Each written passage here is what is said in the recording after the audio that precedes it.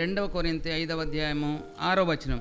కాబట్టి మనము వెలిచూపును బట్టి కాక విశ్వాసమును బట్టి మనం నడుచుకోవాలి. విశ్వాసంకు ఆపోజిట్ అవిశ్వాసం అంటే వెలిచూపు. విశ్వాసం అంటే అంధకారం ఉన్నది ఒకటి అని మనకు తెలియంది, చీకట్లో ఉన్నదని ఇక్కడ ఉన్నది అని నమ్ముతున్నాం. కాబట్టి వెలిచూపును బట్టి కాక విశ్వాసమును బట్టి మనము నడుచుకుందామని ఈ దిన వాక్యం. మన క్రైస్తవ జీవితానికి విశ్వాసమే పునాది. అన్యులు ఏమంటారు అని అంటే, మాకు చూయించు మేము నమ్ముతామంటారు. ప్రభు ఏమంటున్నాడు, చూచి నమ్మిన వారి కంటే చూడక నమ్మిన వారు ధన్యులని.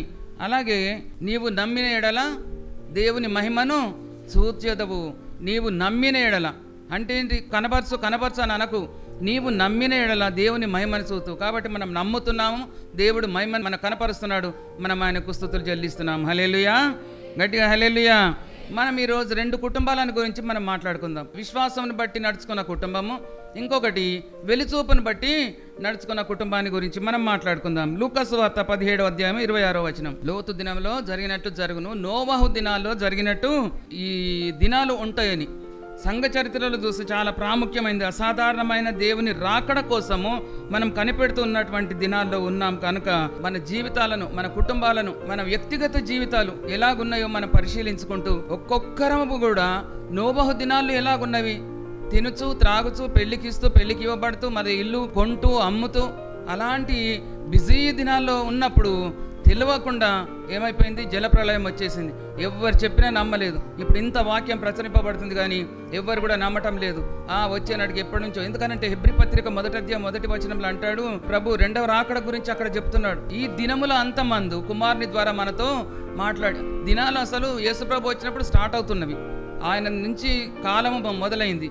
కానీ ఇక్కడ ఏమంటుండంటే పరిశుద్ధాత్మ దేవుడు ఈ దినముల అంతమందు కుమారుని ద్వారా మాట్లాడుతున్నాడు. కాబట్టి ఆ యేసుప్రభు వచ్చినప్పుడే అంతం వచ్చింది. అంటే ఇంతవరకు పొడిగింపబడిన కృప ఇది. యేసుప్రభు వచ్చినప్పుడే అది అంతము. అంటే 2వ రాకడ వస్తుంది, జాగ్రత్త అని. ప్రతిసారి కూడా నేను ఎత్తబడతా, నేను చనిపోతాను, నేను మళ్ళీ నేను లేస్తాను, నేను తిరిగి పరలోకానికి చేరిన తర్వాత, నేను మళ్ళీ ఎత్తబడ్డ తర్వాత మళ్ళీ నేను వస్తాను, నేను మిమ్మల్ని తీసుకొని వెళ్తానని 2వ రాకడ అప్పుడే చెప్పేసిండు దేవుడు. కాబట్టి ప్రాముఖ్యమైనది ఏంటి, అసాధారణమైనది ఏంటంటే దేవుని 2వ రాకడ. ఆ 2వ రాకడ కొరకు మనం ఎలా కనిపెట్టాలంటే 2 కుటుంబాల గురించి, వారి వ్యక్తిగత జీవితం, మరి వారి కుటుంబాలే కాదు మనందరి కుటుంబాలు కూడా, మన వ్యక్తిగత జీవితం, కుటుంబ జీవితం, వృత్తి జీవితం, సాక్ష్య జీవితం, అలాగే మారల్ లైఫ్, ప్రొఫెషనల్ లైఫ్, ఆత్మీయ జీవితం, ఇవన్నీ కూడా ఒకరికొకరు మాట్లాడుకోవాలి. ఇద్దరు కూర్చొని మాట్లాడుకున్నప్పుడు మనం ఏం మాట్లాడుతున్నామంటే ఈ దిన వాక్యము చాలా బాగుంది కదా, ఆ వాక్యం కొరకు దాని అర్థం ఏంటి, దాని పరమార్థం ఏంటి, దాంట్లో ఏమైనా తప్పులున్నవా, దాంట్లో మేళ్ళేమున్నవి, అవన్నీ కూడా మనం తెలుసుకొని ఒకరినొకరు హెచ్చరించుకుంటూ దేవుని రాకడ అతి సమీపంగా ఉన్నది కాబట్టి తప్పకుండా అందరము సిద్ధమై ఉండాలని, ఒకరినొకరు హెచ్చరించుకోవాలని ఇక్కడ వాక్యం ద్వారా మనం నేర్చుకుంటున్నాం. క్రైస్తవ జీవితం విశ్వాసంతో ప్రారంభమవుతుంది, విశ్వాసంతో కొనసాగుతుంది, విశ్వాసంతోనే ముగిస్తుంది. కాబట్టి విశ్వాసం లేకుండా క్రైస్తవ జీవితము సున్నా. విశ్వాసం ఉన్నదని అంటుంటామే కానీ దేవుడు శిష్యులని మందలించిండు, తిట్టిండు. అల్ప విశ్వాసులారా ఎంతవరకు నేను మీతో ఉందునని అంటాడు. ఓ అవిశ్వాసి అని అంటాడు. ఇలాగ శిష్యులనే తిట్టిన దేవుడు ఆయనతో ఉన్నప్పుడు, ఆయనతో తిరిగినప్పుడు, ఆయన అన్ని మహత్కార్యములు చూసినప్పుడు అంత విశ్వాసం గల వారు విశ్వాసం సన్నగిలిపోయారు. కానీ మనము ఇప్పుడు ధైర్యంగా ఉంటున్నాం, ఇప్పుడు బలంగా ఉంటున్నాం విశ్వాసంలో. కానీ కొద్దిసేపటికి మనం బలహీనమైపోతున్నామేమో. కానీ దేవుని ద్వారా మనం తప్పకుండా విశ్వాసాన్ని కాపాడుకోవాలని ప్రభు మనతో మాట్లాడుతున్నాడు. హల్లెలూయా.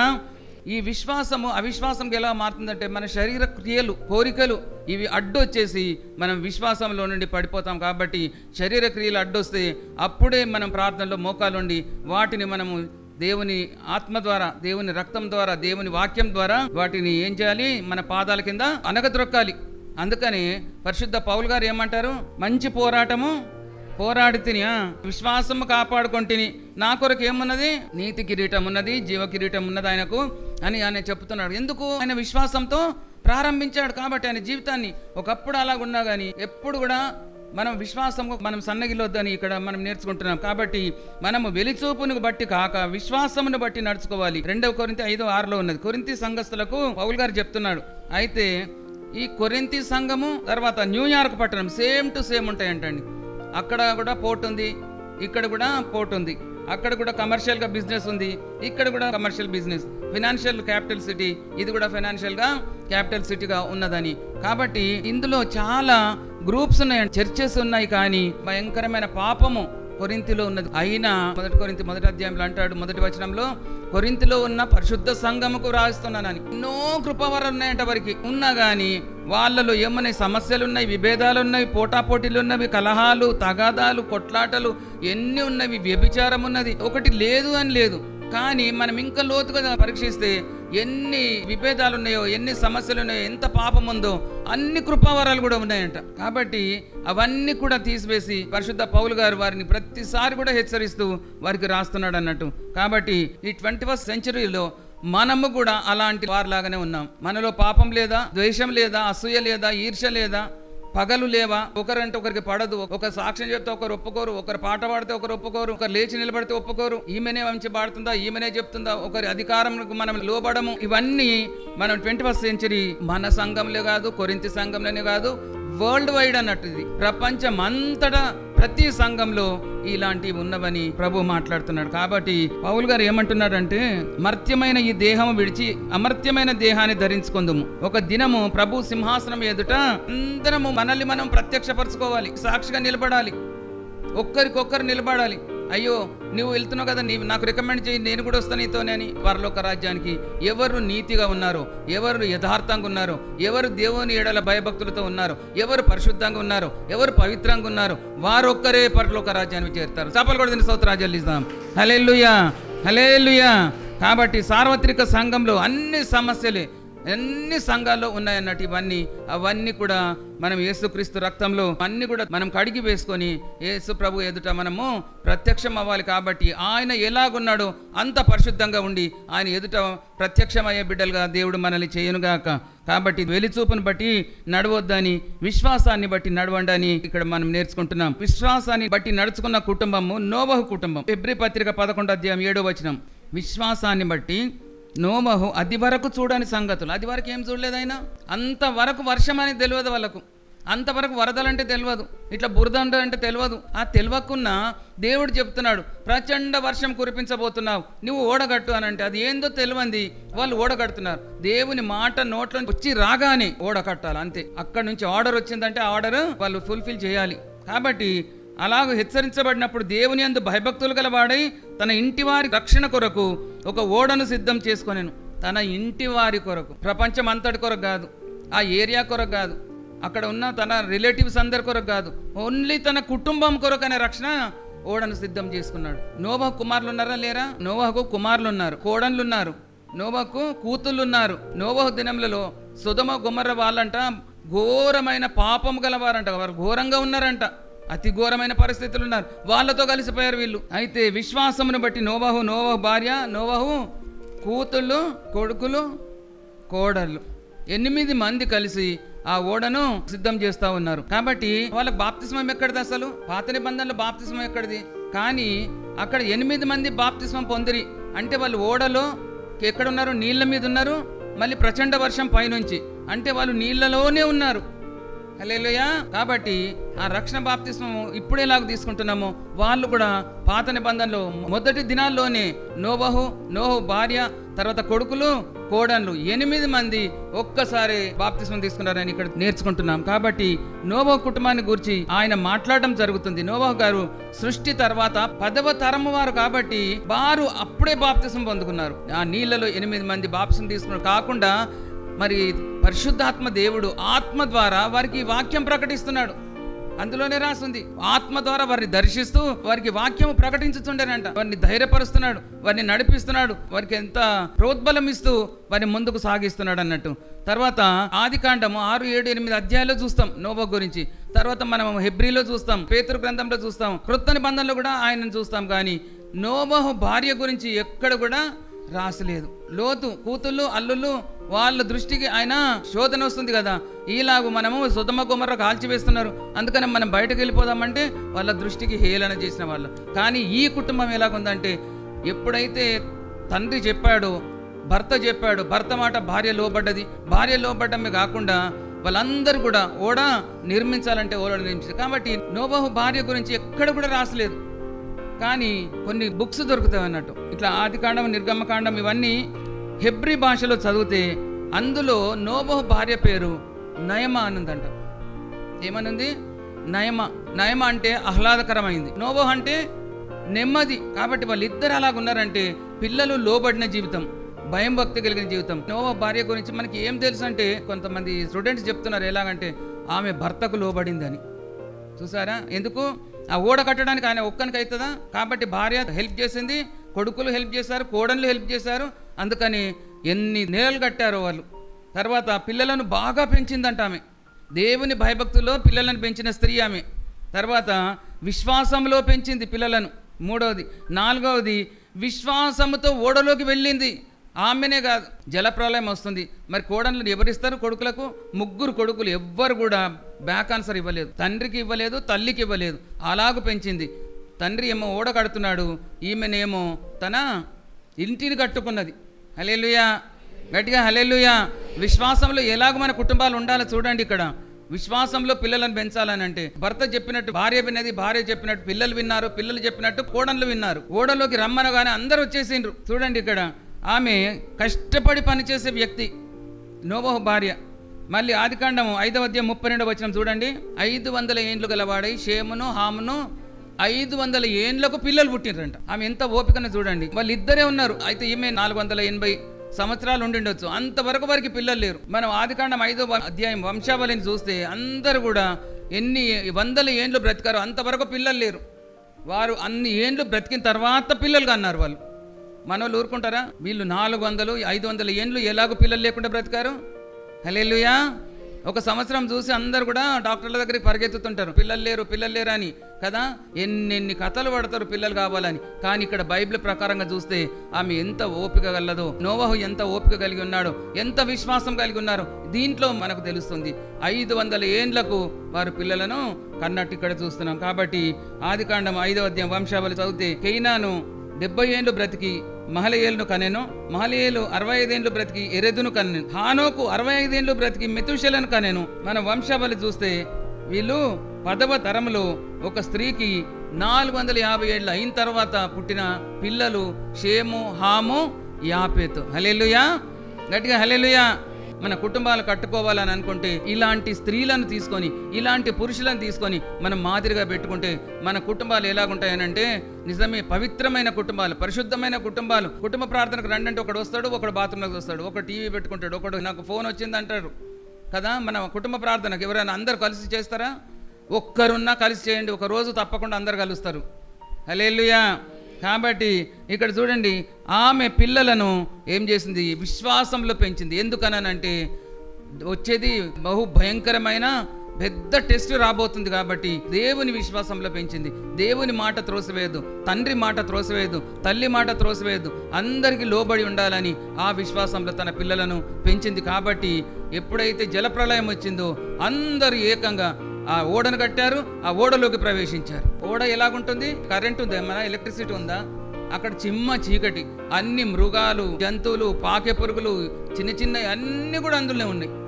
వాటితోని వీళ్ళు నివసించారు. అంటే ఎంత ఓపిక, వాటికి సేవ చేస్తూ. ఇంకా అక్కడ ఆ రోజుల్లో బలాత్కారులు ఉండే వాళ్ళు నెఫిలీలు. ఆ బలాత్కారులు ఉన్న రోజుల్లో మరి వీళ్ళు తన పిల్లలు వాళ్ళతో తిరిగితే ఎలాగుంటుంది? వాళ్ళు కూడా అలాగే తయారవుతారు.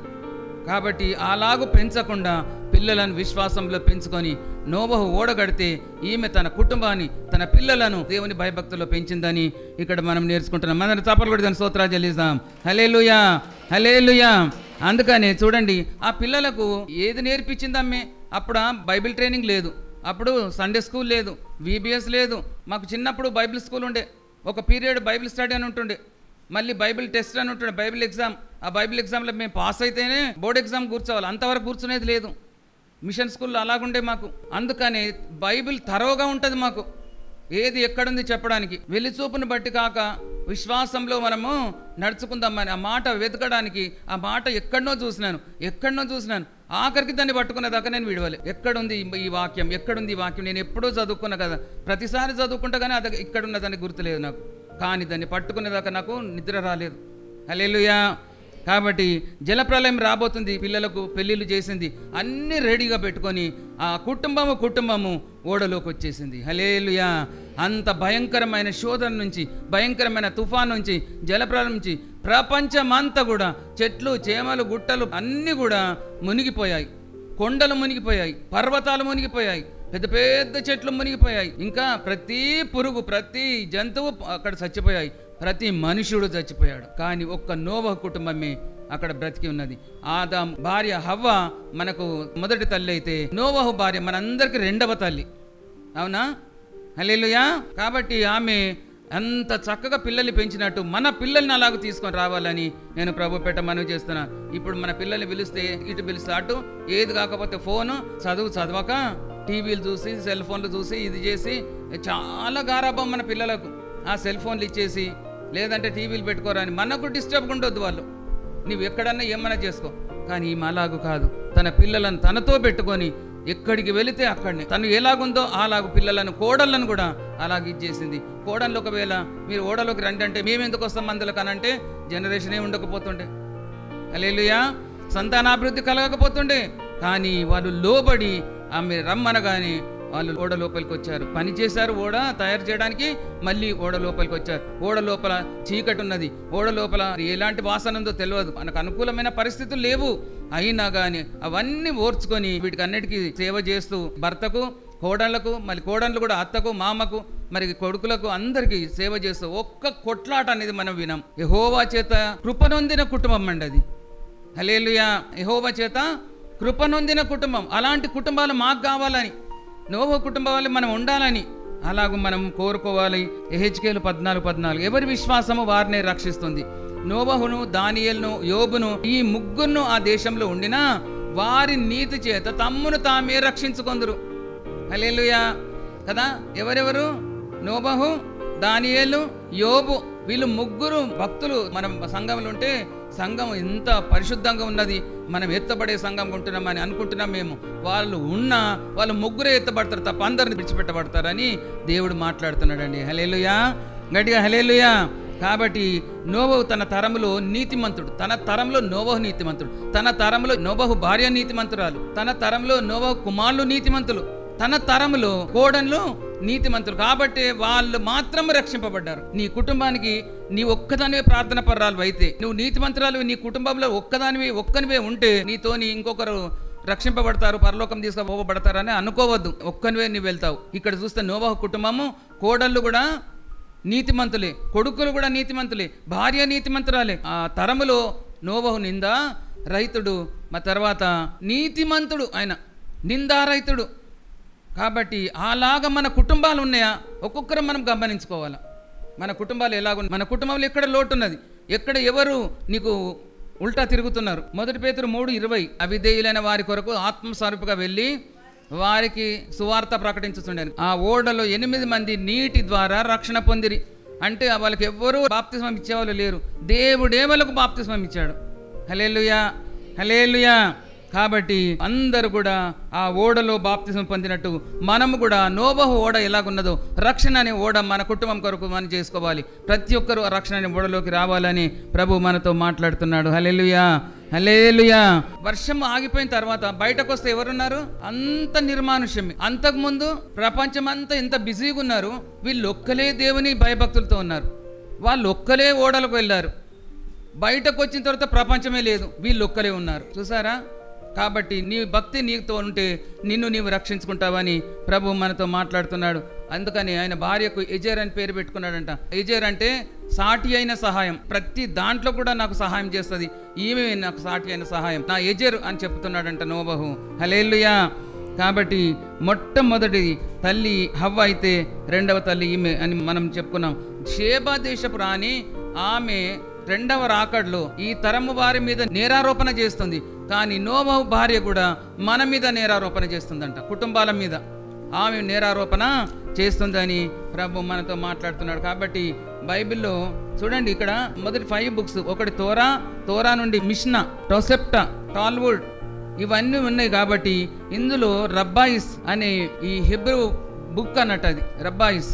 దాంట్లో ఆమె పేరు నయమ, నోవహు భార్య పేరు నయమ్మ. కాబట్టి ఆమె గొప్ప విశ్వాస పరీక్షలో ధీటుగా నమ్మింది. అది వరకు చూడని సంగతులు, అది వరకు అంత వర్షం, అసలు వర్షమే చూడలేదు, రావడమే అంత పెద్ద కుండపోత వర్షం వచ్చేసి అంత మునిగిపోయి వాళ్ళు అది వరకు చూడని సంగతులు చూసి దేవుని మహిమపరిచారు. వారు తమ ప్రాణాలను తనము రక్షించుకున్నారు. వారి కుటుంబము మనకు ఒక మారల్గా మరి మనకున్నది. కాబట్టి ఆ కుటుంబం చూసి మన కుటుంబాలు మారాలని ప్రభు మాట్లాడుతున్నారు. రెండవది లోతు కుటుంబం. లోతు కుటుంబం సృష్టి తర్వాత 21వ తరంలో వాళ్ళు ఉన్నారు. వారిని గురించి ఆలోచిస్తే వారందరూ కలిసి ఒక్క దగ్గర ఎప్పుడూ లేరు. సాయంత్రం వేళ దేవదూతలు ఇద్దరు వస్తే రొట్టెలు ఎవరు చేస్తారు? లోతే చేస్తున్నాడు. ఆ భార్య ఎక్కడున్నదో తెలియదు, ఎందుకంటే వీళ్ళకి చాలా ఆస్తున్నది. కాబట్టి అక్కడ ఏమన్నా క్లబ్ మెంబరో మరి అక్కడ ఏమదో తెలియదు, కానీ ఆమె అసలు ఎక్కడున్నదో తెలియదు. వాళ్ళు తలుపులు బద్దలు కొడుతున్నా కానీ కొడుకులు ఉన్నారు. ఆ కొడుకులు తలుపులు తీయలేదు, ఆమె తలుపులు తీయలేదు, కూతులు తలుపులు తీయలేదు. ఆయన తలుపులు తీసి వాళ్ళని లోపలికి రమ్మన్నాడు. ఆయన రొట్టెలు చేస్తుంటే రబ్బాయిస్ అనే బుక్ లో రాసున్నది అన్నట్టు, ఇది రొట్టెలు చేస్తుంటే ఉప్పు లేదు. ఆ ఉప్పు ఏదైనా పాపం ఆయన వెతుకుతా ఉంటే మాత్రం వెతుకుతా ఉంటే ఆమె వెళ్ళి ప్రక్కింట్లో చెప్పిందట, మా ఇంటికి చుట్టాలు వచ్చారు, ఎవరు తెలియని వాళ్ళు, కాబట్టి కొద్దిగా ఉప్పు ఇమ్మని. ఆమె చెప్పడం ఆలస్యం లేదు. ఆమె ఇంకొకరికి చెప్పేసి మొత్తం పట్టణం అంతా తెలిసిపోయింది. అప్పుడు వాళ్ళందరూ పిన్నలు మొదలుకొని పెద్దవారి వరకు వచ్చిండ్రంట. వచ్చేసి తలుపులు కొడుతున్నారు. వాళ్ళందరూ బయటకు తీసుకురా, మేము వారితో పాపం చేస్తామని. అంటే స్త్రీ ఎలాంటి స్థితికి దిగజారిందని అంటే ఆమె నోట్లో మాట ఆగక ఆమె చిన్నది అక్కడ చెప్పే వరకు మొత్తం పట్టణం అంతా తెలిసిపోయి ఆమెకు దుఃఖకరంగా అది అయిపోయింది. అప్పుడు ఏమైపోయింది? లోతు భార్యను, లోతు పిల్లలను, కొడుకులైతే లేరు అక్కడ, వాళ్ళు ఎక్కడున్నారో తెలియదు. కాబట్టి సొదొమనంట బహు పాపులై ఉండరంట యెహోవా దృష్టికి, ఘోరమైన పాపాత్ములు వాళ్ళు. కాబట్టి వాళ్ళు ఏం చేస్తున్నారంటే కొడుకులు వాళ్ళతో కలిసిపోయారు బయట. ఈ లోపల కూతులు ఉన్నారు, వారి భార్య ఉన్నది, తర్వాత లోతున్నాడు. ఈ దేవదూతలు ఏం చేశారనంటే మీరు నడవండి ఎందుకు సొదొమ గొమొర్రా, ఎందుకనంటే అబ్రహాంతో ఉన్నప్పుడు ఈయన వెలిచూపును బట్టి ఈయన ఏరుకున్నాడు. ఏది? యోర్దాను ప్రాంతం అంతా గ్రీన్గా ఉన్నది, చాలా చక్కగా ఉన్నది. కాబట్టి ఇది నా పశువులకు సరి అయిన మేత ఇక్కడ దొరుకుతుందని ఆయన యోర్దాను ప్రాంతాన్ని సొదొమ గొమొర్రాను, సొదొమ ఎలాగుంది? ఏదేను తోట వలె ఉన్నదంట, అలా కనబడుతున్నది. కాబట్టి ఆయన బయట సౌందర్యాన్ని చూసి మోసపోయి అక్కడ పోయి చేరాడు. అక్కడ పోయి చేరిన తర్వాత బయట ఉన్నాడు కాబట్టి కూతులు అన్నారేమో, డాడీ మేము అన్నిటికీ పట్టణం లోపలికి పోయి కొనుక్కొని రావాలా, మనం ఊరు లోపలికి పోదాం, ఆ పట్టణం లోపల మనం కాపురం ఉందాం. అప్పుడు పట్టణం లోపల బిల్డింగ్ కొని వాళ్ళు అక్కడ ఉన్నారు అన్నట్టు. వాళ్ళు మొదలు బయట ఉన్నారు, తర్వాత మధ్యలోకి వచ్చారు. అప్పుడు లోతు ఏం చేసిండు? గవిని యొద్ద ఒక లీడర్ అయిపోయాడు, పంచాయతీ మెంబర్ అయిపోయాడు ఏమో. అక్కడ ఏం చేస్తున్నాడు? పంచాయతీలని దింపుతున్నాడు ఆయన. కాబట్టి ఆయన అక్కడ బిజీ అయిపోయాడు, వాళ్ళు ఇష్టం అన్నట్టు ఇది అయిపోయాడు. అయితే ఈ దేవదూత ఏం చేస్తున్నాడంటే లోతు కూతులను పట్టుకొని లాక్కొని పోతుండే. లోతు భార్య ఒక సైడు, లోతు కూతుళ్ళు ఒక సైడు ఉన్నారు. ముందు ఈ దేవదూతలుండి లోతు రెక్కలు పట్టుకొని లాక్కొని పోతున్నాడు. వెళుతుంటే ఏం చేసిండనంటే అక్కడ లోతు భార్య ఏం చేసింది? ఆమె సొదొమలా ఉంది కానీ సొదొమ ఆమెలో చేరింది. సొదొమ అంతా కూడా ఏమేమి చెడుతనం ఉందో అంత ఆమెలో ఉన్నది. తర్వాత సొదొమ అంటే ఆమె ఆ చెడ్డ పట్టణము అంత చెడుతనం అంతా కూడా ఆమెలో నింపుకున్నది అన్నట్టు. అందుకని దూతలను చూసే బదులు ముందుకు చూసే, వెనక్కు తిరిగి చూడొద్దు, పారిపోమ్మన్నాడు. అయితే ఏదైతే చూడొద్దు అన్నాడో లోతు భార్య వెనక్కు తిరిగి ఉప్పు స్తంభం అయిపోయింది. హల్లెలూయా, గట్టిగా హల్లెలూయా. ఈ కూతుళ్ళు ఏం చేశారని అంటే లోతు నేను ఆ పెద్ద పర్వతానికి పోను, చిన్న పర్వతానికి వెళ్తాను, ఆ గుహలో నేను ఉంటాను అని అన్నాడు. అక్కడికి వదిలేసి వెళ్ళిపోయారు వాళ్ళు. వెళ్ళిపోతే ఇక్కడ లోతు భార్య వెనుకకు తిరిగింది. లోతేమో దేని బట్టి చూశాడు? ఆయన వెలిచూపును బట్టి ఆయన ఏరుకొని నష్టపరుచుకున్నాడు ఆయనదైన. ఈ కూతుళ్ళు ఏం చేస్తున్నారంటే ఆదికాండం 13:10 ఆ 13వ అధ్యాయం వచ్చే వరకు అక్కడ అంతా కూడా వరదలు వచ్చేసి లోకమంతా ఇదైపోయింది. సర్వలోకంలో మనల్ని చేసుకోవడానికి ఏ మగ పురుషుడు లేడు. కూతుళ్ళు ఒకరినొకరు చూసుకుంటున్నారు. ఇప్పుడు చూడండి మన చూపు ఎక్కడున్నది? లోతు చూపు ఎక్కడుంది? సొదొమ గొమొర్రా మీద ఉన్నది. కన్నులెత్తి చూచి యోర్దాను ప్రాంతాన్ని, సొదొమ గొమొర్రాను ఆయన ఏరుకున్నాడు. లోతు కూతుళ్ళు ఏం చేస్తున్నారంటే ఒకరినొకరు చూసుకుంటున్నారు. ఏమని? మనల్ని పెళ్లి చేసుకోవడానికి, మనకు సంతానం కలగజేయడానికి ఈ సర్వలోకంలో ఏ పురుషుడు లేడు. అంతకుముందు 14వ అధ్యాయం అక్కడ చూస్తే మరి అబ్రహాంకు వాళ్ళ పిల్లలు ఉన్నారు. అబ్రహాం దగ్గర 350 మంది సేవకులు ఉన్నారు, వాళ్ళ పిల్లలు ఉన్నారు. మరి అంత ఉన్నా కానీ ఇక్కడ ఎవరూ లేరనని వీళ్ళు ఏం చేశారు? నా తండ్రి వలన మనము సంతానం పొందుకుందామని అలాంటి పాపం చేసి వారు ఒకరినొకరు చూసుకొని మరీ బహుఘోరమైన పాపం చేశారు. వాళ్ళు దేవుని రక్షణ పొందుకోవడానికి వారికి పాపం అడ్డమైపోయింది అన్నట్టు. హల్లెలూయా, గట్టిగా హల్లెలూయా. అది వాళ్ళకే కాదండి, ఇప్పుడు కూడా మన బైబిల్ తీసి చదివే వాళ్ళు ఏం చేస్తారంటే లోతుది చదివి ఇదేం బైబిల్, ఇది పరిశుద్ధ గ్రంథమా, ఇది చూస్తే ఇలాగుంది, పరమగీతం చూస్తే అలాగున్నది, అన్న చెల్లిని ఇది చేసిందని చెప్పేసి అక్కడ సమూయేలు గ్రంథంలో ఉన్నది, ఇది పరిశుద్ధ గ్రంథమా, ఈ గ్రంథాన్ని చదివే బదులు ఊరుకున్నది మేలు అని చెప్పేసి నాతోనే వాదన పెట్టుకున్నారు ఒక ఆమె. లోతు కన్నులెత్తి చూశాడు, లోతు భార్య వెనక్కి తిరిగి చూసింది, లోతు కూతులు ఒకరినొకరు చూసుకున్నారు. పెళ్లి కాదు కదా, మనకు పిల్లలు కావాలని చూస్తున్నారు, సంతానం కావాలి కానీ పెళ్లి కొరకు చూడటం లేదని ఇక్కడ మనం మాట్లాడుకుంటున్నాం. కాబట్టి ఇక్కడ చూస్తే లోతు కుటుంబం ఇలాగున్నది. ఎప్పుడు కూడా లోతు భార్య, లోతు పిల్లలు, లోతు కొడుకులు అందరు కలిసి ఉన్నట్టు కనబడలేదు మనకు. నోబహు కుటుంబము, నోబహు భార్య, కుమారులు, కోడళ్ళు అందరు కలిసి ఓడగట్టుడు ఒక దేవుని పని చేస్తున్నారు వాళ్ళు. లోతు కూతులు మోయాబు బెన్నమ్మి. రాహేలు చనిపోతూ తన కొడుకుకు బెన్నమ్మి అని పేరు పెట్టింది. దుఃఖపుత్రుడు. మోయాబు స్త్రీలు దుఃఖపుత్రులు అంట. అంటే వాళ్ళు పాపం చేసి దేవునికి దుఃఖం పుట్టించారు. ఇప్పుడు స్త్రీలమైన మనము దేవునికి దుఃఖం పుట్టిస్తున్నాం. ఆయన చెప్పిన మాటకు లోబడతలేం, ఆయన చెప్పినట్లు మనం చేయటం లేదు. అందుకని ఆయనకు దుఃఖ పుత్రికలాగా మనం ఉన్నామేమో. అందుకని మనం నవ్వుల పాలైపోయి లోతు కుటుంబము కూలిపోయింది, నోవహు కుటుంబము అన్నిట్లో ఆమె నిలబడిపోయింది. మరి కాబట్టి మనం కూడా విశ్వాసంలో నడుచుకోవాలి. లూకాసు వార్తలో యేసుప్రభు అంటున్నాడు లోతు భార్యను జ్ఞాపకం చేసుకున్నాడని. అంటే అది మనకు ఒక షాక్. మరి ప్రభు ఎత్తి చూయిస్తున్నాడు లోతు భార్యను జ్ఞాపకం చేసుకోమని. అంటే అలాంటి ఉగ్రత రాకుండా చూడండి అని. ఇంతవరకు లోతు భార్య ఆత్మ ఘోషిస్తుంది, రాహేలు ఆత్మ ఘోషిస్తుంది. రామాలు అంగలార్పు వినబడ రాహేలు తన పిల్లల విషయమై ఏడ్చుచు ఓదార్పు పొందనొల్లకుండా ఉన్నది. ఎంతమందికి ఎలాంటి బాధలు ఉన్నాయో, వేదనలు ఉన్నాయో, ఇలాంటి దుఃఖం ఉన్నదో అవి తుడిచివేసే బిడ్డలుగా మనం ఉండాలి. కానీ దేవుని ఆనుకొని, దేవుణ్ణి మనం ఆ ఆన్సర్ ఆయన దగ్గర నుంచి తెచ్చుకొని, ఆయన దగ్గర ప్రతిఫలం తెచ్చుకొని సమాధాన కుటుంబాలుగా మనము జయజెండాలు పాతుకొని మన కుటుంబాలు దేవుని కుటుంబాలు, యేసుప్రభు కుటుంబం అంటే ఇలాగుంటుంది అని మనం ఒక మోడల్గా ఇతరులకు మనం ఉండే బిడ్డలుగా ప్రభు మనల్ని చేయునుగాక. హల్లెలూయా, గట్టిగా హల్లెలూయా. చివరి దినాల్లో కొంతమంది లోతు భార్యగా ఉంటున్నారు, కొంతమంది నోబహు భార్యలాగా ఉంటున్నారు. ఎవరు మీ మోడల్గా మీరు తీసుకుంటున్నారు? లేదు, నేను ఈ లోకం ఇచ్చిండు కొన్ని దినాలే కాబట్టి నేను ఎంజాయ్ చేస్తా అని చెప్పేసి లోతు భార్యలాగా ఉంటారా? లేదా దేవుడు చెప్పిన మాట చొప్పున నేను ముందుకు నడుస్తాను, ఆయన ఏది చెప్తే దాని ప్రకారం నేను ఉంటానని నానే నోబహు భార్యలాగా ఉంటారా?